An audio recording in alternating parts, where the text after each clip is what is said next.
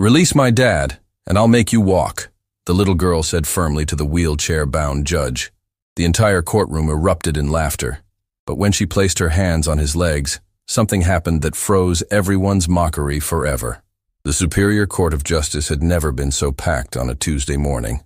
Every seat was occupied, people stood pressed against the walls, and the air conditioning struggled to combat the heat generated by hundreds of bodies crammed into a space designed for half that number. The atmosphere was electric with anticipation, whispers creating a low hum that made the wooden panels vibrate. Judge Malcolm Thornton wheeled himself slowly through the side entrance, his wheelchair making a soft squeaking sound that somehow cut through the murmuring crowd. He was a man in his early 60s, known throughout the city not for his judicial wisdom but for his iron-fisted rulings and complete intolerance for what he called emotional manipulation in his courtroom. The accident that had confined him to a wheelchair years ago had only hardened his already stern demeanor. "All rise," the bailiff announced, though Judge Thornton gestured impatiently for everyone to sit. "Case number 2847B, the State versus Michael Hayes. Charges of fraud, embezzlement, and conspiracy to defraud a charitable organization." The heavy doors at the back of the courtroom opened, and Michael Hayes entered flanked by 2 guards. He walked with his head down, the prison uniform marking him as guilty in the eyes of many present before a single word of testimony had been heard. But what caught everyone's attention wasn't Michael himself. It was the small figure that suddenly broke through the gallery barrier. "Daddy!" The voice was high-pitched, desperate, filled with a love so pure that even the most cynical observers felt something stir in their chests. Emma Hayes was 8 years old, though her small frame made her appear younger. She had rushed past the bailiff with a speed that surprised everyone, her arms outstretched toward her father. The guards instinctively moved to block her, but Michael's face, which had been a mask of defeated resignation, suddenly crumbled with emotion. "Emma, sweetheart, you shouldn't be here." Michael's voice broke as he spoke, tears streaming down his face. "Please, baby, go back to Aunt Rachel." Order in my courtroom!" Judge Thornton's voice boomed with authority as he slammed his gavel. "Someone remove that child immediately." But Emma had already reached her father, wrapping her small arms around his waist with such fierce determination that the guards hesitated. In that moment, everyone in the courtroom saw not a criminal and a child, but a father and daughter whose bond transcended the bars of accusation and judgment. "Sir, I'll handle this," a woman's voice called from the gallery. Rachel Foster, Michael's sister, rushed forward with an apologetic expression. She was a nurse who had taken time off work to support her brother, already drowning in legal fees she couldn't afford. "Emma, honey, remember what we talked about? We have to let Daddy speak to the judge." "But Aunt Rachel, they're saying Daddy did bad things." Emma's voice was loud enough for the entire courtroom to hear. "He didn't. He would never steal from sick children. Tell them, Daddy." The mention of sick children sent a ripple through the crowd. The case had made headlines for weeks. Michael Hayes, former financial director of the Children's Hope Foundation, accused of embezzling over $2 million meant for pediatric cancer treatments. The evidence seemed damning: bank transfers, falsified documents, luxury purchases that didn't match his modest salary. "That's enough!" Judge Thornton's patience had evaporated. "Bailiff Morrison, remove the child now or I'll hold everyone in contempt." "No, please," Michael pleaded, his voice hoarse. "She's just scared. Give me 1 minute to calm her down." "You don't get to make demands in my courtroom, Mr. Hayes," the judge responded coldly. "You're accused of stealing from dying children. The very presence of your daughter here is a manipulation tactic that I will not tolerate." The prosecutor, a sharp-featured man named Gerald Hutchinson, stood with barely concealed satisfaction. "Your Honor, this is exactly the kind of emotional theater we expected from the defense. Mr. Hayes has shown no remorse, no accountability, and now he's using his own child as a prop." Emma's head snapped toward the prosecutor with an intensity that seemed impossible for someone her age. "My daddy isn't a prop, and he didn't steal anything. You're all lying!" The courtroom erupted in murmurs. Some people were moved by the child's devotion, others scandalized by what they saw as a calculated performance. Judge Thornton's face darkened with anger. "Young lady, you are this close to being removed by force. I suggest you let your aunt take you out of here before I have security do it." But Emma didn't move. Instead, she turned to face the judge directly, and something in her eyes made several people in the front row lean forward. There was a certainty there, a knowing that seemed far beyond her years. "Judge, sir," Emma's voice had changed, becoming calmer but somehow more commanding. "Will you let me say something before they take me away? Please, just 1 minute." Judge Thornton studied the child with a mixture of irritation and curiosity. In his decades on the bench, he had seen every manipulation, every trick, every attempt to sway judgment with emotion. But there was something about this little girl that gave him pause. "1 minute," he said curtly, "but make it quick." Emma took a deep breath, her small hands gripping her father's prison uniform. "My daddy worked at the Children's Hospital Foundation because my little brother Nathan had cancer. He died 2 years ago when he was only 5. A collective gasp went through the courtroom. This detail hadn't been in any of the media coverage. Rachel Foster wiped tears from her eyes, nodding to confirm the truth of Emma's words. "Daddy saw how much money families needed for treatment," Emma continued, her voice steady despite the tears running down her cheeks. "He saw kids die because they couldn't afford medicine. He promised Nathan before he died that he would help other children. That's why he worked there. Not to steal, to help." "That's very touching," Prosecutor Hutchinson interrupted, his voice dripping with skepticism. "But good intentions don't explain $2 million missing from the foundation's accounts, do they?" Emma turned to look at the prosecutor with such direct clarity that the man actually took a step back. "My daddy didn't take that money. Mr. Roland Ashford did." The name hit the courtroom like a thunderbolt. Roland Ashford was the CEO and founder of the Children's Hope Foundation, a beloved public figure who had been praised by governors, senators, and celebrities for his humanitarian work. He was the star witness against Michael Hayes. "This is outrageous," Prosecutor Hutchinson exploded. "Your Honor, this child is making baseless accusations against the prosecution's primary witness." But Judge Thornton held up his hand.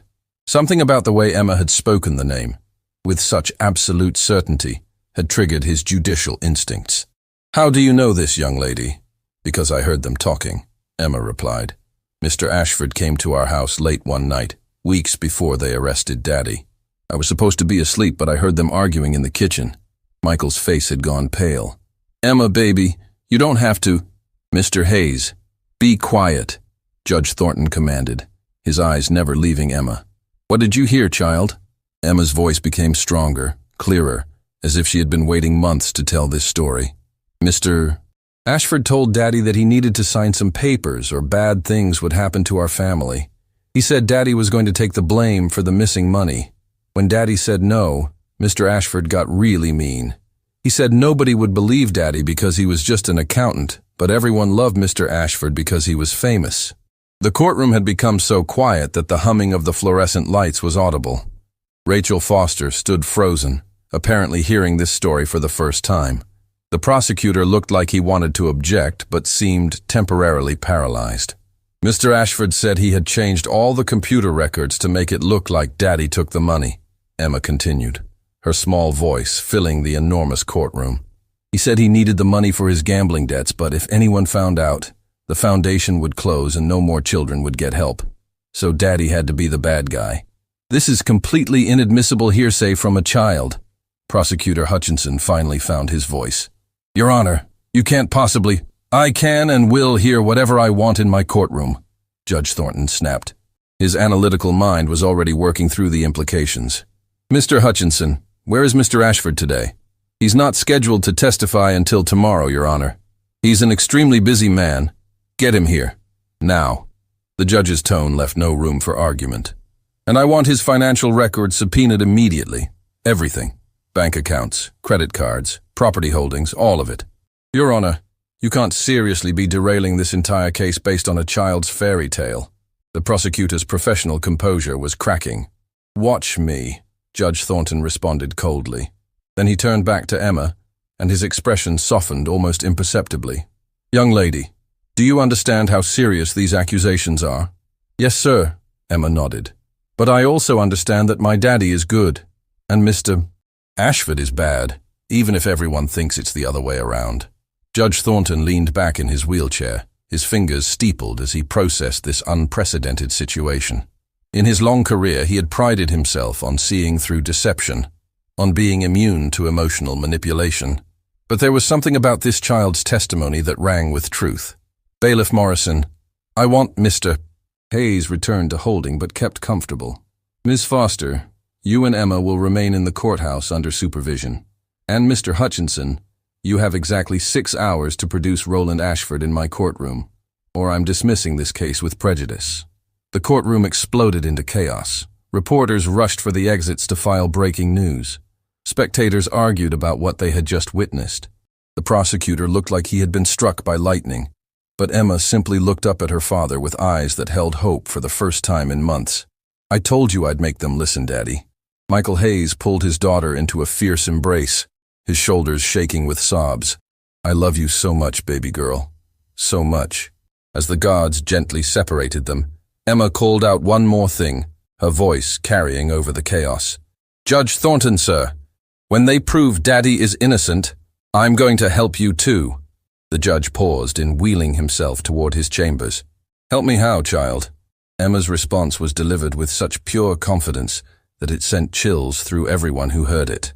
"I'm going to make you walk again. I promise." The laughter that erupted was immediate and cruel.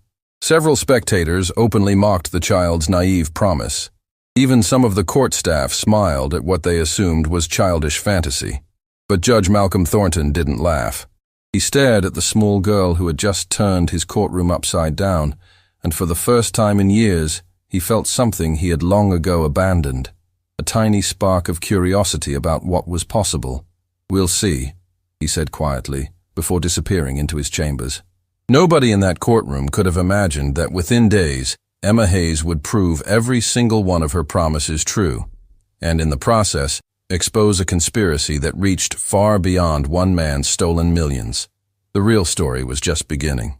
The next 6 hours transformed the courthouse into a war zone of legal maneuvering and frantic investigation. Judge Thornton's chambers had become command central, with financial investigators, forensic accountants, and FBI agents streaming in and out with stunning regularity. The judge had made it clear, if there was even a shred of truth to Emma Hayes' accusations, he wanted every stone turned, every document examined, every lead followed.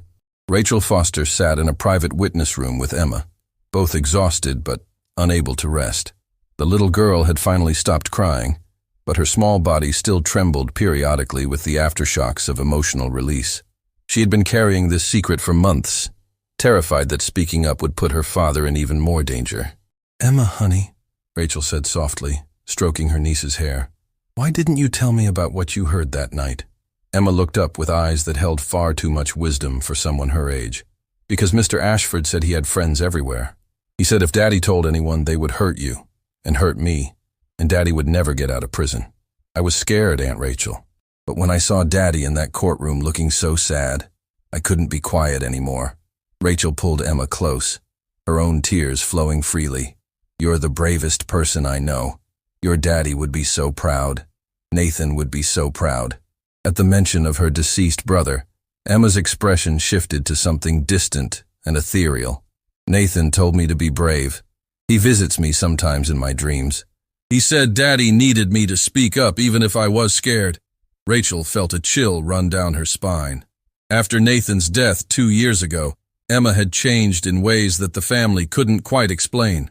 She had always been intuitive, but now she sometimes said things that seemed impossible for a child to know. She would mention details about people's health problems before they were diagnosed, or know when someone was lying with uncanny accuracy. A sharp knock interrupted Rachel's thoughts. Bailiff Morrison entered, his expression grave. "Miss Foster, Judge Thornton wants to see you and Emma. And ma'am, Roland Ashford has just arrived." The walk through the courthouse corridors felt like a death march. Emma held Rachel's hand tightly, her small fingers gripping with surprising strength. When they entered the main courtroom, the scene was dramatically different from the morning session. Roland Ashford sat at the prosecution table flanked by 3 expensive lawyers.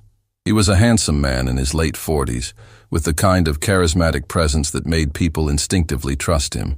His reputation as a humanitarian had made him untouchable, until now. His expression was one of controlled outrage, but Emma noticed something others missed. His hands were shaking slightly, and a thin sheen of sweat covered his forehead, despite the air conditioning. "Your Honor," Ashford's lead attorney, a woman named Victoria Cross, began immediately. "This is an absolute travesty of justice. My client has been dragged here based on the imaginative accusations of a child who is clearly traumatized and—" "Ms. Cross, I suggest you let your client speak for himself," Judge Thornton interrupted coldly. "Mr. Ashford, you've been brought here under subpoena. Do you understand that you are under oath?" "Of course, Your Honor," Ashford replied with practiced smoothness, though his voice held an edge of tension. "I understand completely, and I want to state categorically that these accusations are not only false, but deeply hurtful. I have dedicated my life to helping children with cancer. The suggestion that I would steal from them is unconscionable." "Then you won't mind explaining some interesting findings," Judge Thornton said, gesturing to a forensic accountant who had been working feverishly since the morning session. "Mr. Patterson, please share what you've discovered." Thomas Patterson, a middle-aged man with decades of experience tracking financial fraud, stood with a thick folder. "Your Honor, in the past 5 hours, we've uncovered some extremely troubling patterns. Mr. Ashford has gambling debts totaling over $3 million with various offshore casinos. He also has several property holdings that were purchased in the same time frame as the alleged embezzlement, all through shell corporations." The color drained from Ashford's face. Victoria Cross immediately stood. "Your Honor, my client's personal finances are not on trial here. Michael Hayes is the one accused. Your client made himself relevant when he became the star witness against Mr. Hayes," Judge Thornton shot back. "Mr. Patterson, continue. Furthermore, we found evidence of sophisticated accounting manipulation in the Foundation's digital records. The interesting thing is that all the alterations were made from Mr. Ashford's personal computer, not Mr. Hayes' workstation. The metadata doesn't lie." The courtroom, which had been filling steadily as news of the emergency session spread, erupted in shocked murmurs. Prosecutor Hutchinson looked like he wanted the floor to swallow him whole. His entire case was crumbling in real time. Emma, who had been standing quietly beside her aunt, suddenly stepped forward. "Mr. Ashford, do you remember what you said to my daddy that night?" All eyes turned to the small girl who had set this avalanche in motion. Ashford's lawyer moved to object, but Ashford himself held up a hand, his expression shifting to something almost pitying. "Sweetheart," he said with practiced gentleness, "I understand you love your father very much, but sometimes our memories play tricks on us, especially when we're very young and under stress. You said you needed the money because you owed bad people who would hurt your family if you didn't pay." Emma interrupted, her voice clear and unwavering.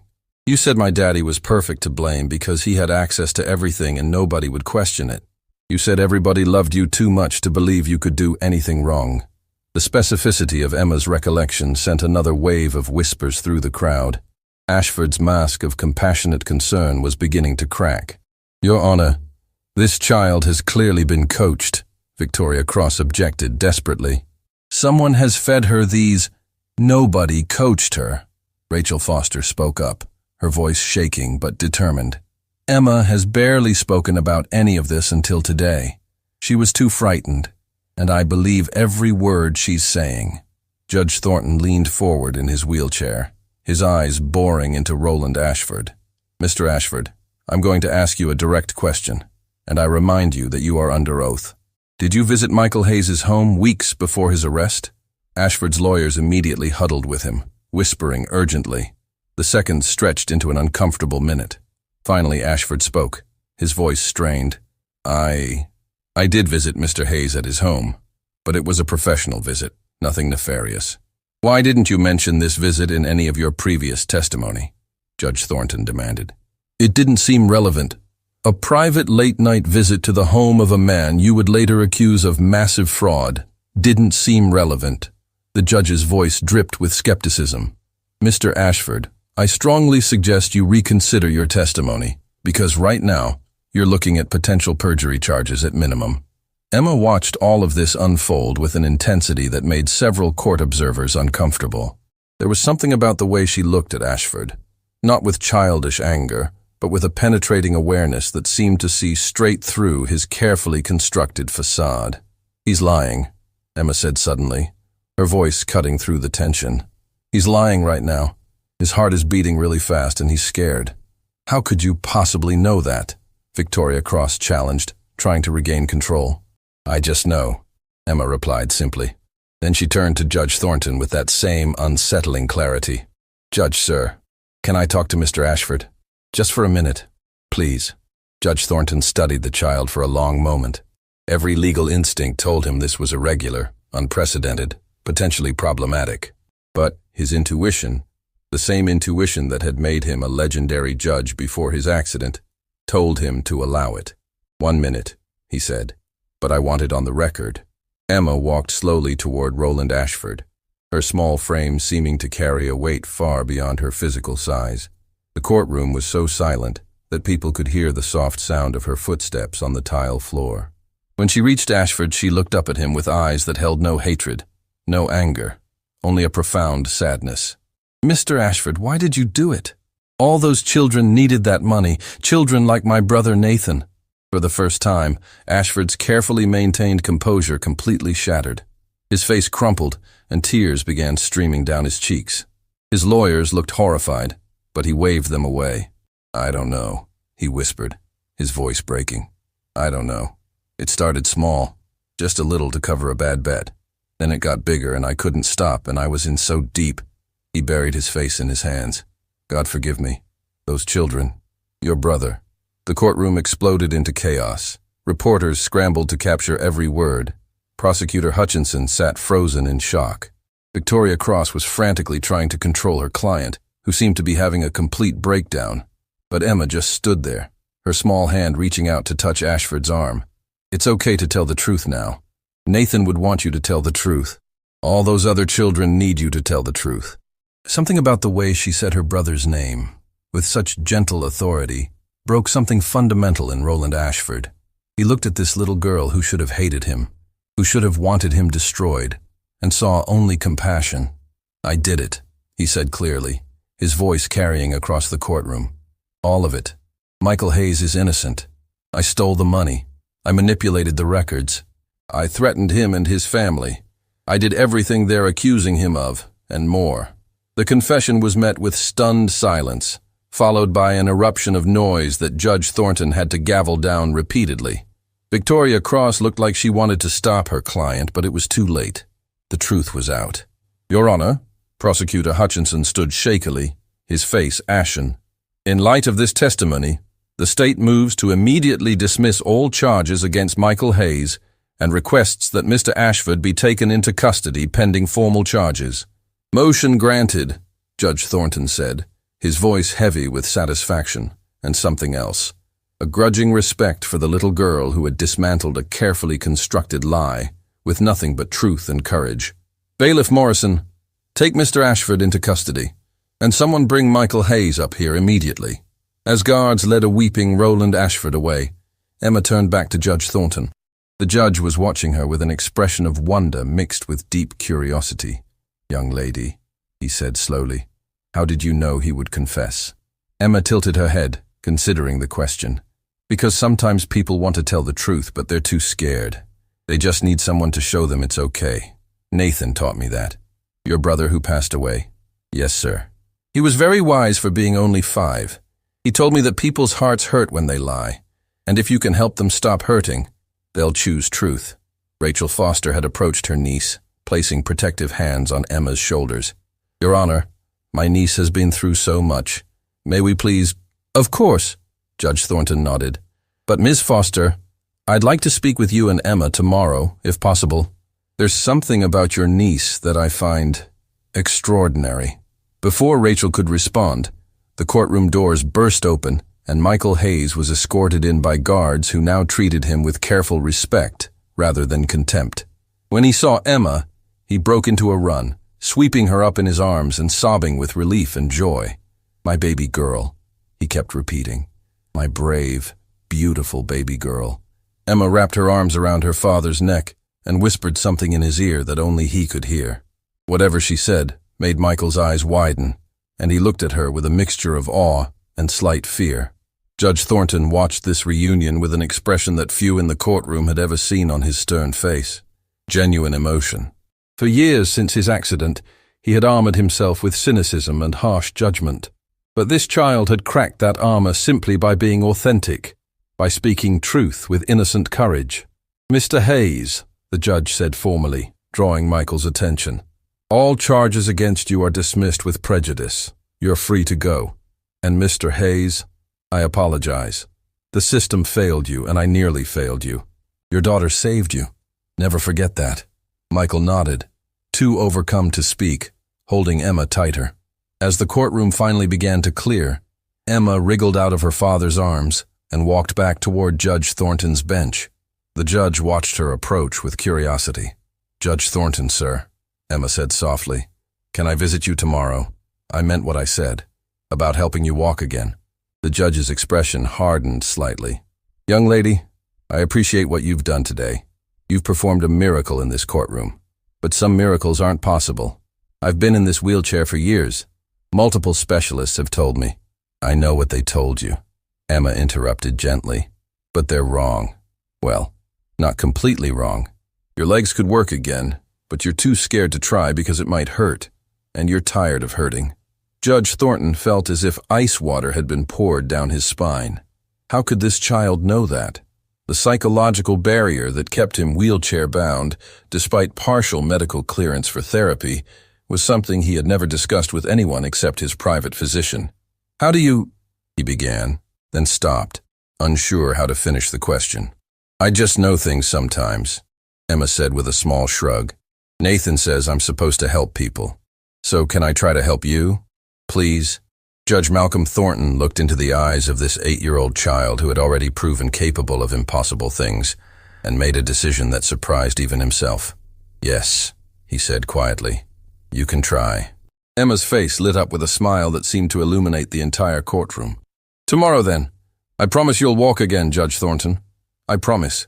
As Emma rejoined her father and aunt, Judge Thornton sat alone in his wheelchair, wondering what he had just agreed to and whether this extraordinary child was about to prove that miracles, real miracles, were still possible in a world he had long ago decided was too broken to believe in them.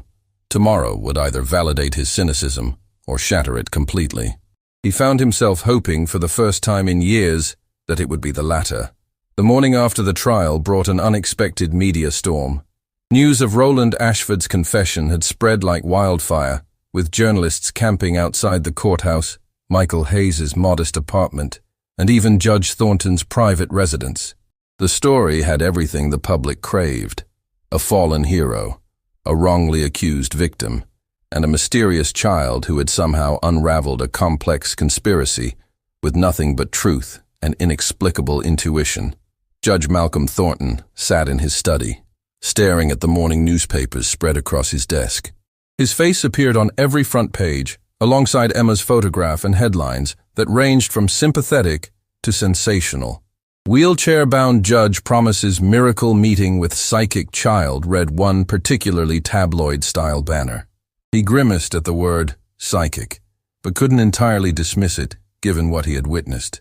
His private nurse, a competent woman named Patricia Chen, who had been with him for 3 years, entered with his morning medication and coffee. "Your visitors will be here in an hour, Judge. Should I prepare the therapy room, or would you prefer the living area?" The therapy room, Thornton decided after a moment's consideration. The space had been converted from a guest bedroom years ago, filled with equipment his doctors had insisted would help with his rehabilitation. Equipment that had gone largely unused because the pain, both physical and psychological, had proven too overwhelming. "And Patricia, I want you to stay during the meeting. Document everything that happens." Patricia nodded, though her expression showed concern. "Judge, I feel obligated to remind you that this child, however remarkable she may be, isn't a licensed medical professional. Whatever she thinks she can do, I know what she isn't," Thornton interrupted, his voice softer than usual. "But I also know what I saw in that courtroom. That little girl looked at me and knew things about my condition that I've never discussed with anyone except Dr. Reynolds. I need to understand how." What Judge Thornton didn't share with Patricia was the dream he'd had the previous night. A vivid, impossibly clear dream where a small boy with Emma's eyes had appeared, introducing himself as Nathan. The boy had told him that his sister was coming to help, and that the judge needed to trust her completely. She sees what others can't, the dream Nathan had said. She sees the part of you that's still whole. Thornton had dismissed it as stress-induced imagination upon waking, but the dream had felt more real than any he'd experienced in years, and there was one detail that had shaken him: the dream. Nathan had accurately described the surgical scar on Thornton's lower back, a scar that was always covered and that he had never publicly discussed. The doorbell's chime pulled him from his troubled thoughts. Through the window, he could see Michael Hayes' car parked outside, with Emma and Rachel Foster emerging. The little girl wore a simple outfit and carried a small backpack, looking for all the world like she was heading to school rather than attempting to perform a miracle. Patricia escorted them into the therapy room, where Judge Thornton waited in his wheelchair. The space was large and well lit, with parallel bars, a therapy table, resistance bands, and various other rehabilitation equipment that mocked him with their potential. Michael Hayes looked overwhelmed by the grandeur of the judge's home, but Emma's attention was focused entirely on Thornton himself.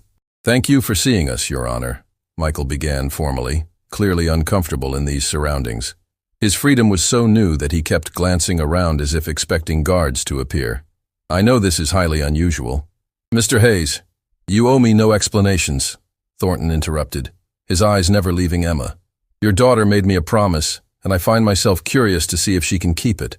Although I should warn you all that I've had the best orthopedic specialists in the country examine me. The consensus is that while there's some nerve function remaining, the psychological trauma and chronic pain have created barriers that are insurmountable." Emma stepped forward, tilting her head as she studied the judge with that unsettling intensity he remembered from the courtroom.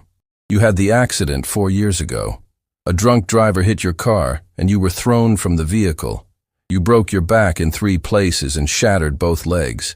The doctors said you might never walk again, but after 2 years of surgery and therapy, they changed their minds. They said you could walk with assistance, but you stopped trying." The specificity of her knowledge sent chills through everyone in the room. Patricia's hand flew to her mouth. Michael looked at his daughter with a mixture of pride and concern. Rachel Foster seemed to be praying silently. "How do you know all that?" Thornton demanded, his voice rough with emotion. "Nathan told me," Emma replied simply. "He said you stopped trying because of Margaret." The name hit Judge Thornton like a physical blow. His face drained of color, and his hands gripped the wheelchair's armrests with white-knuckled intensity. "Don't you dare," he whispered harshly. "Don't you dare speak about your wife," Emma continued gently, her voice filled with compassion rather than cruelty. "She died in the same accident. She died instantly, and you survived. And every time you tried to walk again, every time therapy hurt, you felt guilty because she couldn't walk anymore, couldn't hurt anymore, couldn't be anymore. So you decided if she couldn't walk, you wouldn't either." The silence that followed was devastating. Patricia Chen had worked with Judge Thornton for 3 years and had never heard him mention a wife. Michael and Rachel stood frozen, realizing they were witnessing something intensely private and painful. Judge Malcolm Thornton's face crumpled, and for the first time since the accident that had destroyed his life, he wept openly, great, heaving sobs that shook his entire body, releasing years of grief and guilt that he had locked away behind judicial severity and deliberate isolation. "She was everything," he choked out between sobs. "Margaret was everything good in my life, and I killed her. I was driving. I should have seen the other car sooner. I should have—" "The drunk driver killed her," Emma interrupted firmly, moving closer and placing her small hand on the judge's trembling shoulder. "Not you. You were a victim too. And Judge Thornton, Margaret doesn't want you to stop living because she had to. Nathan told me to tell you that. He said Margaret visits you in dreams sometimes, and she's been trying to tell you the same thing, but you won't listen." Thornton looked up sharply, his tear-stained face showing shock. "I do dream about her. Sometimes she's telling me to let go, to move forward, but I always wake up before." "How do you know this? What are you?" Emma's expression was serene, otherworldly. "I'm just Emma, but after Nathan died, I started being able to feel things other people feel, see things they hide. My mommy says it's because Nathan's spirit stays close to me, helping me understand people's hearts. I don't know if that's true, but I know that when I touch people who are hurting, I can sometimes help them stop hurting. Young lady, Patricia finally spoke up, her medical training demanding she intervene. The judge has severe nerve damage and chronic pain syndrome. Whatever you think you can do, it's not something that can be fixed with touch, Emma finished. I know. Nathan says the body remembers how to heal itself, but sometimes the mind won't let it. Judge Thornton's legs could work, but his mind built walls around the pain because the emotional hurt was too big. If we can help him let go of the guilt, his body will remember how to work again. The explanation was both simplistic and profound. Patricia wanted to dismiss it as childish, magical thinking, but something in Emma's certainty gave her pause. This is insane, Thornton muttered, wiping his eyes roughly. I'm a rational man. I believe in evidence, in science, in miracles, Emma asked softly. You saw one happen yesterday in your courtroom. You saw a man's innocence proven, because I knew things I shouldn't have known. You felt it was true before the evidence came. Why is it so hard to believe you could walk again? Because I don't deserve to walk again. The words exploded from Thornton with raw anguish. Margaret is dead because of my choices. She was only 43 years old. We were supposed to grow old together, travel the world when I retired, have grandchildren. His voice broke completely. How dare I walk when she can't? How dare I live a full life when hers was cut short? Emma knelt beside the wheelchair, her small hand taking one of the judge's larger ones. Judge Thornton, can I tell you what Nathan told me about guilt? Thornton nodded, unable to speak. He said that guilt is like a heavy blanket. When you're cold, a blanket helps. But if you never take it off, even when the sun comes out, you'll get too hot and sick. Guilt helped you survive at first. It gave you something to focus on, instead of the pain of missing Margaret. But now it's making you sick. It's time to take off the blanket and feel the sun again. The metaphor, delivered in a child's simple language, somehow penetrated Thornton's intellectual defenses more effectively than years of therapy might have. He found himself actually considering the possibility that his suffering wasn't honoring Margaret's memory. It was just suffering. What do you want me to do? He asked quietly. I want you to stand up, Emma said simply. Just try. I'll help.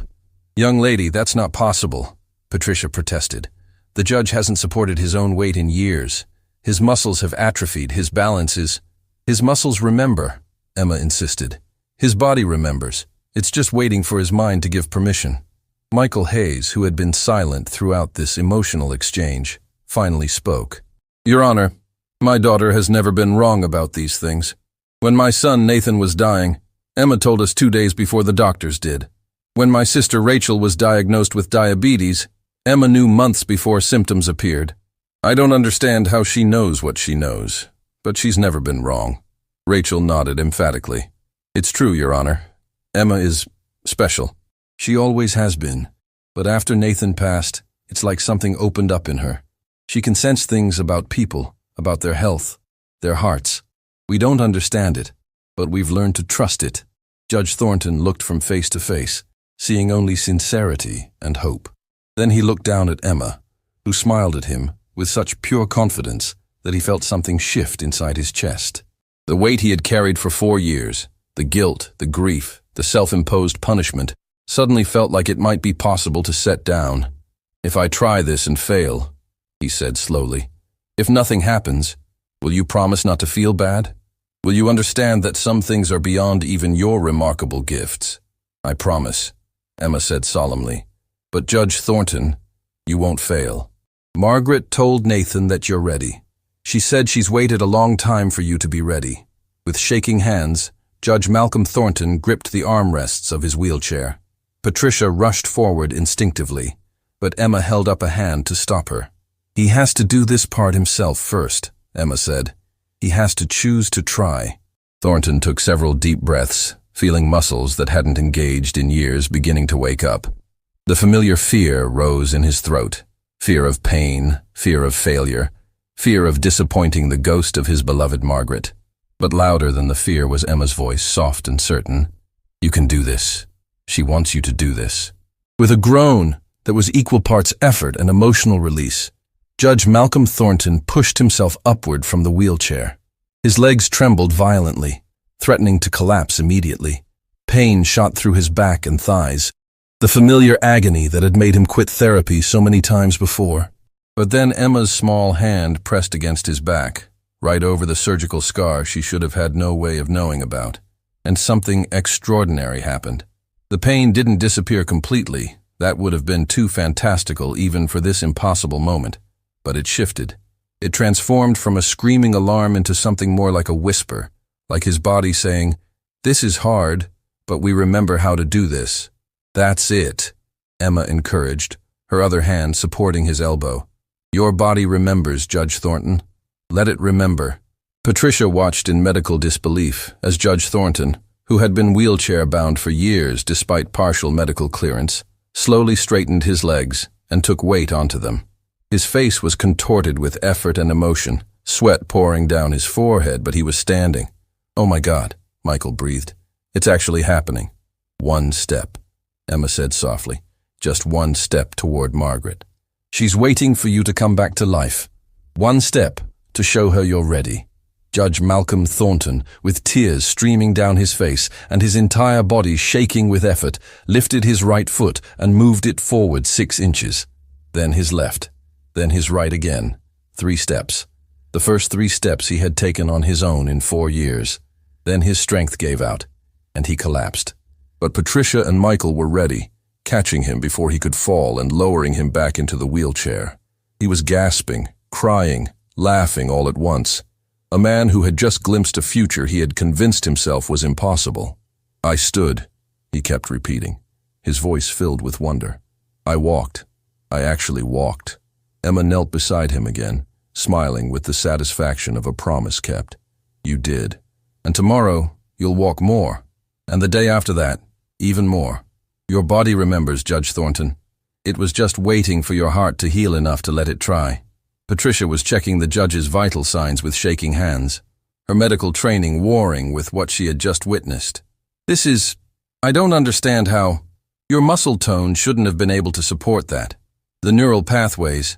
Some things can't be explained with science alone," Rachel said softly. "Sometimes you just have to accept that grace exists." Judge Thornton looked at Emma with an expression of awe mixed with profound gratitude. "You gave me back hope. That's what you really did. You showed me that maybe, just maybe, life isn't over. That maybe Margaret would want me to really live, not just exist." "She does want that," Emma said with absolute certainty.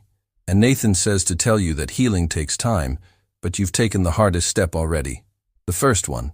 As the Hayes family prepared to leave, Judge Thornton called out to Emma one more time.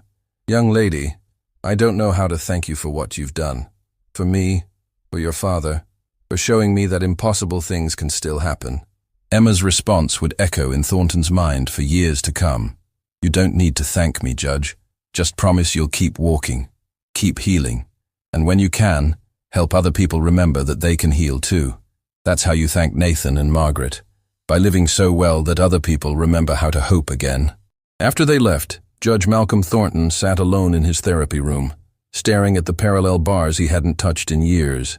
His legs ached with the deep pain of muscles reawakening after a long sleep.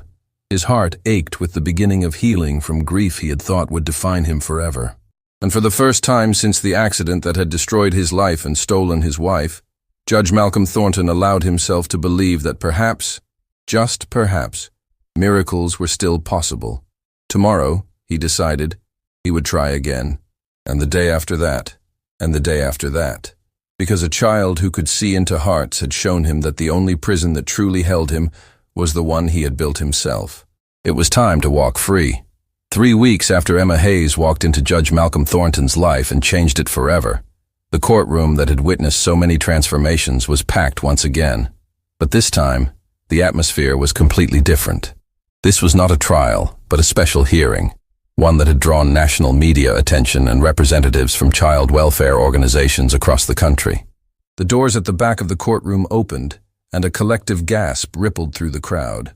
Judge Malcolm Thornton walked in, actually walked, using a cane for support, but moving under his own power with deliberate, careful steps.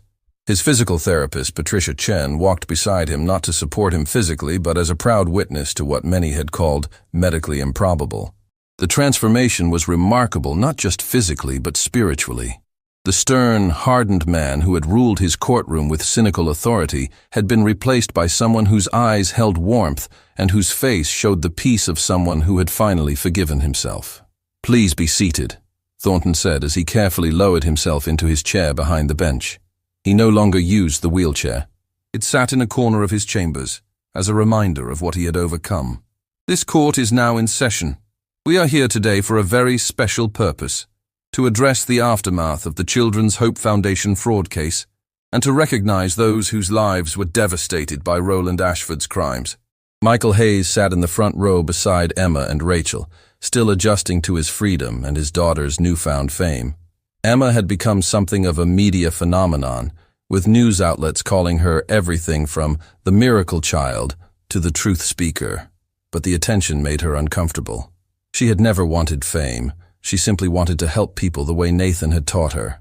Prosecutor Gerald Hutchinson, who had been humbled by his role in almost convicting an innocent man, stood to address the court. His entire approach to justice had been shaken by the Hayes case, and he had spent the past weeks working tirelessly to right the wrongs that Ashford's scheme had created. "Your Honor," Hutchinson began, his voice carrying genuine emotion rather than his previous prosecutorial detachment. "Our investigation into Roland Ashford's activities has uncovered a fraud far more extensive than initially believed. The $2 million stolen from the Children's Hope Foundation was only part of the story." The courtroom stirred with murmurs. Judge Thornton gestured for Hutchinson to continue. "We've discovered that over a period of 5 years, Mr. Ashford embezzled approximately $8 million total. But more devastating than the financial theft is what we've learned about the families who were denied treatment funding during that time. Families who were told there wasn't enough money to help their children, when in reality, their donations were being diverted to offshore casinos and luxury purchases." Thornton's expression darkened. "How many families are we talking about, Mr. Hutchinson?" 47 families that we've identified so far, Your Honor. 47 children who died or suffered unnecessarily because treatment funds were stolen." Hutchinson paused, visibly struggling with his emotions. "And that's just in the past 5 years. If Ashford was doing this longer, the number could be significantly higher." The courtroom erupted in shocked exclamations and angry murmurs. Judge Thornton had to use his gavel to restore order. His hand trembled slightly with rage as he processed this information. "Where is Ashford now?" "In federal custody, Your Honor. He's awaiting trial on multiple counts of fraud, embezzlement, money laundering, and several other charges that will likely put him away for the rest of his life. But that doesn't help the families who lost children, or those who are still fighting illnesses without adequate resources." It was then that Emma stood up from her seat, drawing everyone's attention. Something about the way she moved, with purpose and determination beyond her years, made the entire courtroom fall silent. "Judge Thornton, sir." Emma's clear voice carried throughout the room. "Can I say something?" Thornton nodded, gesturing for her to approach. Emma walked to the center of the courtroom, and as she did, several people in the gallery stood. They were parents, ranging in age from young to middle-aged, all holding photographs.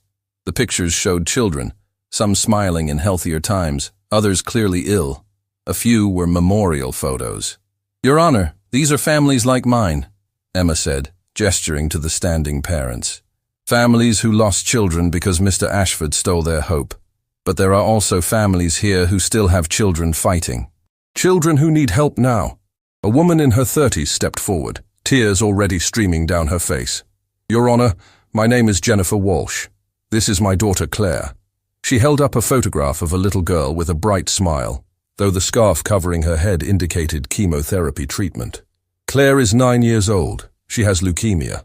We applied to the Children's Hope Foundation for assistance 6 months ago because our insurance won't cover the experimental treatment she needs. We were denied. They said the fund was depleted. Now we know why." Another parent stepped forward, an older man with grief etched deeply into his features. "I'm Robert Simmons. My son Daniel died 2 years ago because we couldn't afford the treatment he needed. We had applied for foundation assistance and were told no funds were available. My boy was 7 years old. 7. He died believing we didn't do enough to save him." The man's voice broke completely, and the sound of his grief was unbearable. Several spectators were openly weeping. Even Prosecutor Hutchinson had to turn away to compose himself. One by one, more parents came forward with their stories. Each one was a knife to the heart. Tales of children who suffered, families bankrupted by medical bills, hope stolen by one man's greed and addiction. By the time the 10th parent had spoken, Judge Thornton's face was wet with tears he made no effort to hide. "Enough," he said finally, his voice thick with emotion. "I've heard enough. Mr. Hutchinson, what is being done to help these families?" "The foundation has been dissolved, Your Honor. Its remaining assets are being liquidated to establish a victim compensation fund, but the amount recovered is nowhere near adequate to address the scope of harm. We're talking about maybe $200,000 available when the medical needs run into the millions." Emma had been listening intently to all of this, her small face showing the weight of others' pain. Then she turned to her father with an expression that Michael had learned meant she was about to do something unexpected. "Daddy, can you give me the envelope?" Michael looked confused but reached into his jacket and pulled out a manila envelope he had been carrying. Emma took it and walked directly to Judge Thornton's bench, holding it up. "Judge Thornton, this morning my daddy received something in the mail. It's from lawyers representing Nathan's medical fund." Thornton took the envelope with curiosity, opening it to reveal legal documents. As he read, his eyes widened in shock. "This says that the Hayes family is donating $350,000 to help families affected by the foundation fraud. Mr. Hayes, is this accurate?" Michael stood, his voice shaking. "Your Honor, after Nathan died, there was a fundraiser in our community. People donated to help us with medical bills, but Nathan passed before we could use most of it. The money has been sitting in a trust fund. Emma convinced me that Nathan would want his fund to help other children fighting the same battle he lost." The courtroom was completely silent as the weight of this sacrifice registered. The Hayes family, who had lost everything, their son, their savings, Michael's freedom temporarily, were now giving away the one financial cushion they had. "But that's not enough," Emma said simply, her child's voice cutting through the emotional atmosphere. "There are too many families who need help, so I have an idea." Judge Thornton leaned forward, and despite the tears on his face, he managed a gentle smile. "Of course you do. What's your idea, Emma? You should make a new foundation, a real one that actually helps children. And you should be in charge because now you understand what it's like to need a miracle and get one." The suggestion was so direct, so innocent in its delivery, yet so profound in its implications that Thornton found himself momentarily speechless. "Emma, sweetheart," Rachel spoke up gently, "Judge Thornton has very important work to do. He can't just—" "Actually," Thornton interrupted, his mind already racing with possibilities. "She might be onto something. Miss Foster, Mr. Hayes, would you allow me to speak with Emma privately for a moment? In my chambers?" 5 minutes later, Emma sat across from Judge Thornton in his office, a space that had once been decorated with law books and stern judicial portraits, but now included photographs of Margaret and motivational quotes about healing and hope. "Emma," Thornton said seriously, "what you're suggesting is a massive undertaking. Creating a legitimate charitable foundation, ensuring proper oversight, raising funds, distributing them fairly. It would be a full-time job on top of my judicial duties. But you could do it," Emma replied with absolute certainty. "And it would make Margaret happy. Nathan says she's been watching you walk again, and she's so proud. But she also wants you to help other people walk through their hard times." Thornton felt the familiar chill that Emma's impossible knowledge always brought. "You really do speak with your brother, don't you? Or something speaks through you. I've stopped trying to understand it." "Nathan is always with me," Emma said simply. "Just like Margaret is always with you. They're trying to help from where they are, but they need us to do the work here." "That's why Nathan showed me how to help you walk, because you're supposed to help other people find their way when they're lost." The judge stood, an action that still filled him with wonder every time he did it, and walked to his window overlooking the city, his city, full of people struggling, suffering, needing hope. "If I did this," he said slowly, "if I established a foundation dedicated to helping families with pediatric medical expenses, I would need help. I would need people I could trust absolutely, people who understand what these families are going through." "My daddy could help," Emma offered immediately. "He knows everything about foundation finances, and he knows what not to do because of what Mr. Ashford did. Your father, Thornton mused, the man I almost helped wrongly convict. Yes, there's a certain poetic justice in that. He turned back to Emma with decision crystallizing in his eyes.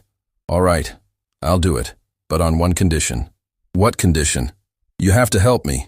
Not running the foundation, you're too young for that, but helping me understand which families really need help the most. You seem to be able to see into people's hearts, Emma. I need that gift to make sure we help the right people for the right reasons. Emma considered this seriously, her young face showing the weight of responsibility. Nathan says that's why he sent me to you, because together we can help lots of people. But Judge Thornton, I have to tell you something important. What's that? My abilities, the things I know and feel, they're getting stronger but also harder. Sometimes I feel too much. Sometimes I know things about people that hurt to know. My daddy and Aunt Rachel are worried about me because I cry a lot at night from feeling other people's pain. Thornton's heart clenched with concern. This extraordinary child was bearing a burden that no 8-year-old should carry. Then we'll have to be very careful. We'll make sure you only help when you want to, when you feel strong enough. And Emma, I'll make sure you have support. Maybe we can find a counselor who specializes in gifted children, someone who can help you process what you feel. Would you teach me too? Emma asked suddenly. About justice and fairness and how to help people the right way? You want me to teach you about justice? Thornton almost laughed. Emma, you taught me more about real justice in one courtroom appearance than I learned in 30 years on the bench. But I don't understand all the legal stuff. I just feel what's right. Nathan says feelings are important, but knowledge is important too. You have the knowledge part. Maybe if we work together we can be like super helpers.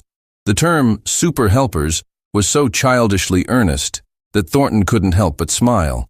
But beneath the innocent phrasing was a profound truth. Together, they might actually be able to make a significant difference. All right, he agreed. I'll teach you about law and justice, and you teach me about compassion and seeing with the heart. Is it a deal? Emma stood and extended her small hand formally. It's a deal, Judge Thornton. Nathan says Margaret is really happy right now. He says she's proud of you for choosing to help instead of just judging. They shook hands solemnly, and in that moment, Judge Malcolm Thornton felt something he hadn't experienced since before his accident. A sense of purpose that extended beyond himself, beyond his pain, beyond his courtroom. He was being given a chance to transform suffering into hope, not just for himself, but for hundreds of families who desperately needed someone to believe in miracles. When they returned to the courtroom, Thornton made an announcement that would be reported in newspapers across the country. He was establishing the Margaret Thornton Foundation for Pediatric Medical Assistance, named in honor of his late wife. Michael Hayes would serve as the financial director, with full transparency and oversight to prevent any repeat of the Ashford situation. And Emma Hayes would serve as a special advisor for family outreach. The courtroom erupted in applause. Parents who had been drowning in despair suddenly had hope. Jennifer Walsh, the mother of 9-year-old Claire with leukemia, approached Emma with tears of gratitude. Thank you, she whispered, pulling Emma into a tight embrace. Thank you for not giving up on children like my Claire. But Emma's response was what truly captured the essence of who she was. I didn't do it alone. Nathan helped. And now we're all going to help together. That's how miracles really work. Lots of people deciding to help at the same time. As the hearing concluded, and people began to file out, still buzzing with excitement and hope, Emma remained behind for a moment, standing in the empty courtroom. Judge Thornton, who was gathering his papers, noticed her standing very still, her eyes closed, her face peaceful. Emma, are you all right? She opened her eyes and smiled. Nathan wanted me to tell you something. He says there are 47 children who needed help and didn't get it. But he can see the future a little bit, and he says because of what we're starting today, 470 children will get help they need. He says that's how you turn sadness into something good. You help more people than were hurt. Judge Thornton felt tears welling up again, but they were different tears now. Not tears of grief or guilt, but tears of purpose and hope. Tell Nathan thank you. And Emma, thank your brother for sending you to me. He saved more than just your father. He saved me too. He knows, Emma said simply. He's always known. As they left the courtroom together, the judge who had learned to walk again and the child who had shown him how, neither could have known that their partnership would become legendary, that the foundation they were creating would eventually help thousands of families, or that Emma's gifts would continue to manifest in ways that would challenge everything people thought they knew about healing, hope, and the persistence of love beyond death. But they both knew, with absolute certainty, that they were exactly where they were meant to be, doing exactly what they were meant to do. And sometimes, that knowledge is the greatest miracle of all. 5 years later, the Margaret Thornton Foundation had become one of the most respected pediatric medical assistance organizations in the country. The numbers told an extraordinary story. Over 2,000 families helped, $15 million raised and distributed, and a zero-tolerance policy for financial misconduct that had become the industry standard. But the real story wasn't in the numbers. It was in the lives transformed. On a crisp autumn morning, Judge Malcolm Thornton stood without assistance at the entrance of the Foundation's new headquarters, a building purchased and renovated specifically to serve families in crisis. He was 67 now, completely recovered, and had recently announced his retirement from the bench to dedicate himself fully to the Foundation's work. Beside him stood Emma Hayes, now 13 years old, preparing to cut the ribbon on the building's new wing, the Nathan Hayes Memorial Children's Center, a space where families could stay while their children received treatment at nearby hospitals. "Are you ready?" Thornton asked, looking at the young woman Emma was becoming. She was taller now, but still possessed that otherworldly quality that had changed his life years ago. "Nathan says this is exactly what it was all supposed to become," Emma replied softly. Her abilities hadn't diminished with age. If anything, they had refined, becoming more controlled and purposeful. Michael Hayes stood proudly beside Rachel, both watching Emma with tears already forming. Michael had rebuilt his reputation completely, becoming nationally recognized for his transparent and ethical foundation management. He had never forgotten the miracle his daughter had performed, not just proving his innocence, but transforming tragedy into hope. As Emma prepared to speak to the assembled crowd of donors, families, and media, a young woman pushed through the gathering. She was about 18. Healthy and vibrant, wearing a nursing school uniform. Jennifer Walsh and her daughter Claire, now 14, embraced Emma tightly. "We wanted to be here," Jennifer said emotionally. "Claire wouldn't be alive today if it weren't for this foundation. She's been cancer-free for 4 years and just started her first semester studying pediatric oncology. She wants to help other children the way she was helped." Emma hugged Claire back, and for a moment, those nearby swore they saw a shimmer of light around the two girls, something inexplicable but beautiful. When Emma finally approached the microphone, the crowd fell silent. "5 years ago, my daddy was in prison for something he didn't do," she began, her voice steady and clear. "My brother Nathan had already died from cancer. I thought miracles were just stories people told to make themselves feel better about sad things." She paused, looking at Judge Thornton, who nodded encouragingly. "But then I learned that miracles aren't magic. They're just people deciding to help each other when it would be easier to give up. They're judges who learn to walk again so they can help others find their way. They're fathers who turn wrongful accusations into opportunities to help families like ours. They're communities that decide suffering should create compassion, not just more suffering." Emma gestured to the building behind her. "This center is named after my brother Nathan, but it's really named after every child who fought battles they didn't deserve to fight, every family that refused to give up, every person who donated when they could have looked away." Her eyes swept across the crowd, and many felt as if she was seeing directly into their hearts. "Nathan visits me still, sometimes in dreams. He tells me that love doesn't end when someone dies. It just changes form. He says every child helped here is him being helped again. Every family given hope is our family being saved again." Judge Thornton had to wipe his eyes. After all these years, Emma still had the power to speak truth that cut through every defense. "So today, as we open the Nathan Hayes Memorial Children's Center, I want to make a promise," Emma continued, her voice strengthening. "I promise that as long as I'm alive, I'll keep helping families find hope when everything feels hopeless. I promise that Nathan's legacy, and Margaret's legacy, will live on in every child who gets treatment they couldn't afford, in every parent who doesn't have to choose between medicine and rent, in every person who learns that sometimes miracles do happen. She looked directly at Judge Thornton. And I promise to remember that the impossible only stays impossible until someone brave enough decides to make it possible. As Emma cut the ribbon, the crowd erupted in applause. But those closest saw something extraordinary. For just a moment, two translucent figures seemed to stand beside Emma, a small boy with her eyes and an elegant woman whose hand rested gently on Judge Thornton's shoulder. Then they were gone, but the love they represented remained. Judge Malcolm Thornton walked forward on his own two strong legs and embraced Emma Hayes, the child who had taught him that justice without compassion is just cruelty, and that healing requires courage to let go of guilt and choose hope. "Thank you," he whispered. "Thank you for teaching an old cynic that miracles are real." Emma smiled, and in that smile was the wisdom of someone who had always known that love, in the end, is the only miracle that truly matters.